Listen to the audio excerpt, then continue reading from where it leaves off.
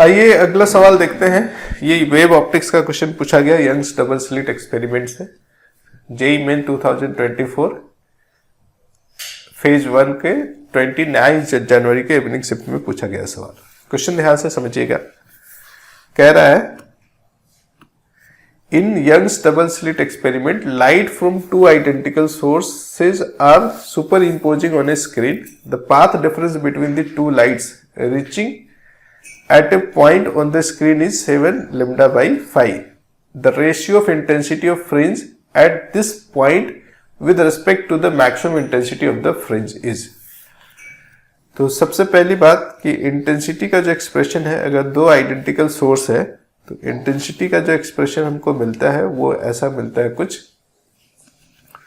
4I0 जो कि किसी एक का इंटेंसिटी है, दोनों आइडेंटिकल है तो I0 होगा।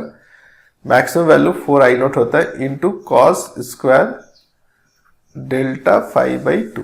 पहले तो आपको इंटेंसिटी का ये फॉर्मूला याद होना चाहिए। टू आइडेंटिकल सोर्स से अगर इंटरफेरेंस होता है तो किसी पॉइंट पे इंटेंसिटी इसी रिलेशन से दिया जाएगा।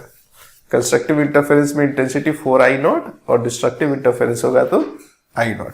करेक्ट, यानी कि यहाँ पे I मैक्स जो है वो है हमारा 4I0।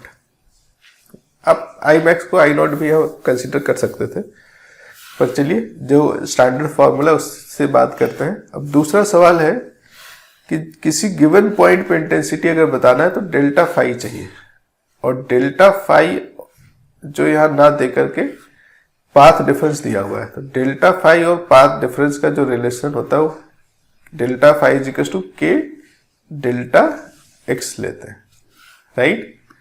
के को लिखते हैं हम 2 पाई बाई लेमडा, और डेल्टा एक्स यहाँ पे गिवन है, पाथ डिफरेंस दिया हुआ है किसी पॉइंट पे, कितना 7 lambda by 4।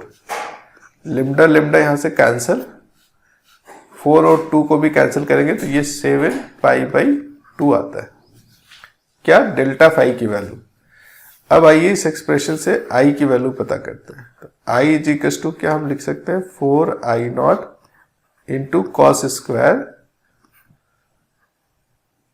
7 pi by 2, delta phi है डिवाइडेड बाई 2 है तो ये 4 हो गया ठीक है।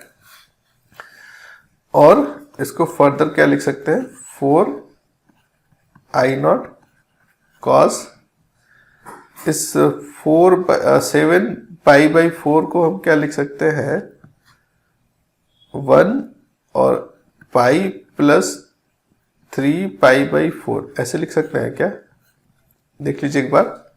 और ये पूरे का स्क्वायर है, हाँ सर स्क्वायर है। जब cos pi plus theta minus cos theta होता है, पर क्योंकि स्क्वायर है तो माइनस कॉस थीटा का स्क्वायर भी और प्लस कॉस थीटा का स्क्वायर बराबर हो जाएगा, क्योंकि स्क्वायर जो है -1 का स्क्वायर कर देने से 1 हो जाता है। तो फर्दर आप इसको लिख सकते हैं 4I0 into cos 3 pi by 2 का होल स्क्वायर। कॉस स्क्वायर का मतलब ही होता है कॉस की वैल्यू जो आएगा उसको स्क्वायर करना। अब देखिए यहां पे ये जो है 3 पाई बाई 4 की वैल्यू -1 बाई √2 होता है, पर क्योंकि उसका स्क्वायर है तो -1 बाई √2 का स्क्वायर प्लस में ही आएगा 1 बाई 2, तो ये आता है 4I0 इंटू 1 बाई 2। यहां तक क्लियर है। अब इस I का रेशियो लेना है हमको I मैक्स से, यानी कि I मैक्स बाई I पूछा है हमसे, ये पूछा है ना, the ratio of intensity of the fringe at this point with respect to maximum intensity. अच्छा उल्टा पूछा है, थोड़ा सा करेक्शन है। पूछा क्या है I मैक्स बाई I नहीं पूछा, I बाई I मैक्स पूछा है। हाँ sir, I is 1 by 2 into 4I0 और डिवाइडेड बाई कर दीजिए 4I0। 4I0 गया, रिजल्ट क्या है 1 बाई 2। सही आंसर क्या होगा, ऑप्शन 4 यहां पे सही आंसर है 1 बाई 2।